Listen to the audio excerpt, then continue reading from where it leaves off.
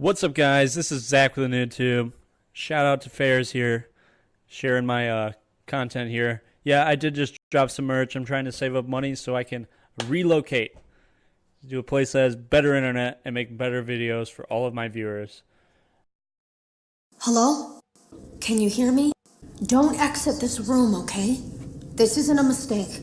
This room isn't a mistake. I had to hide these logs away from the core gameplay files, in a place that only a beta tester would look, and in a place where the files could be protected. I just really hope that the next development team finds this before the game is released to the public.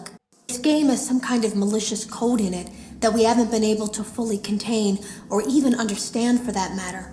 We're over budget and out of time. But that's not the reason that we're shutting down. Listen, I have to keep this short so the file size will be small enough to fly under the radar. There are more. They may not be in order. Have you ever heard of a guillotine paper slicer? It sounds made up, but it's an actual piece of office equipment. I didn't even know we had one in the supply room. I guess they're more common at businesses that do a lot of graphic design work. I remember seeing one when I was still in school, and even then, I knew how dangerous it looked. I was always afraid of losing a finger. That seems so silly now. Jeremy used to do design work. I guess that's how he knew it was there. I came in early that morning. No one else was there. At least that's what I thought. The supply room was lit. I didn't even notice Jeremy standing in the testing room as I walked past. The supply room was so bright, glowing from all the way down the hall. There was something that looked like a Halloween mask laying on the floor. I didn't understand. Ink must have spilled. It was only then that I heard a shuffle from the testing room and realized Jeremy must be there. I went back and peered in the window. I couldn't see his face. He had the visor covering his head. He had ink spilled on himself as well. The front of his shirt looked black in the dark room. He turned his head in my direction, but I don't think he knew I was there. The drawers have been emptied out. Someone was here. I don't think it was spring cleaning either. No, there was plastic on the floor. Someone was definitely here during the night. It had to have been the client. I mean, they sent us that stuff in the first place with no explanation, told us to scan it, said it would expedite the process so we wouldn't need to program any pathfinding ourselves. It was a budget thing, I guess. It was just junk. Circuit boards and things like that. Looked pretty old. Somehow, though, there was usable code on some of it. It seemed to take hold by itself. Things started changing. But then, he started appearing. At least that's what Jeremy said. Jeremy complained of nightmares when he came in this morning. He wasn't talking about it like someone telling a friend about his dreams, though. He was pale. Looked like he hadn't eaten in days. He spent an hour talking in Dale's office, but it didn't look like he was given much sympathy. When he came out, he went directly back to the testing room. He doesn't even jump anymore. Nothing scares him. He just stands there like he's talking to someone. Sometimes he rocks from side to side. We were told to leave him alone.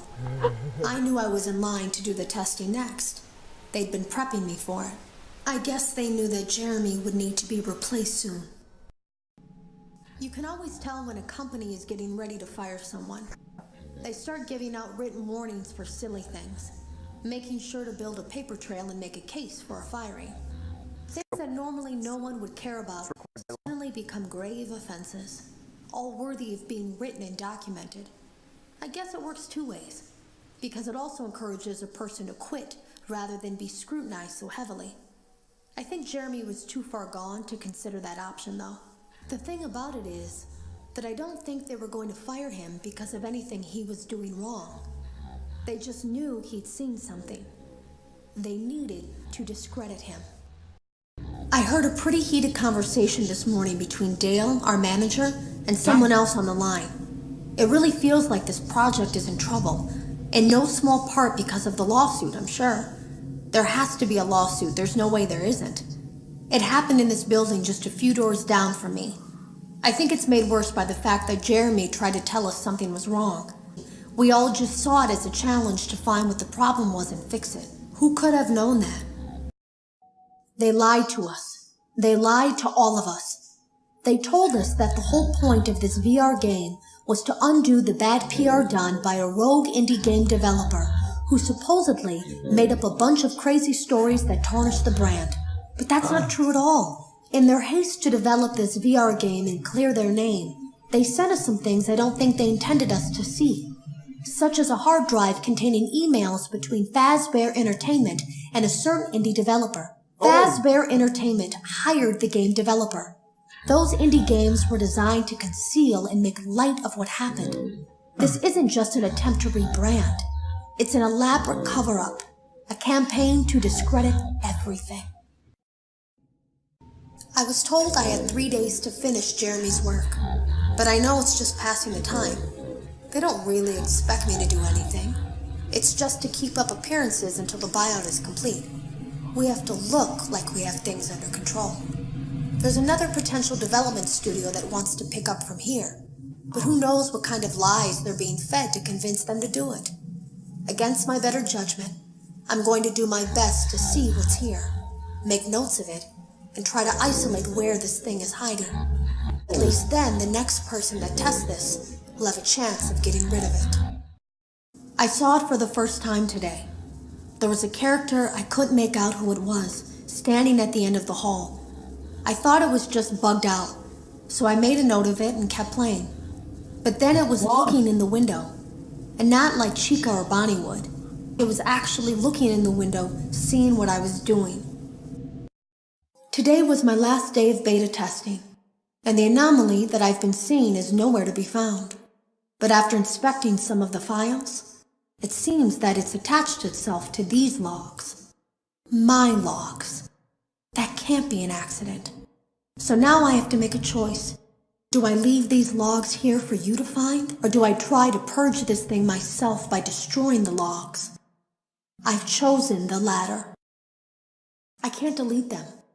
By creating a protected area to store these logs apart from the game, I effectively gave this thing a safe place to hide itself. It's in here now. I may not be able to delete it, but I might be able to do something else now that it's attached itself. I have an idea. I ran a fragmentation program on the area of memory that was storing these logs for you.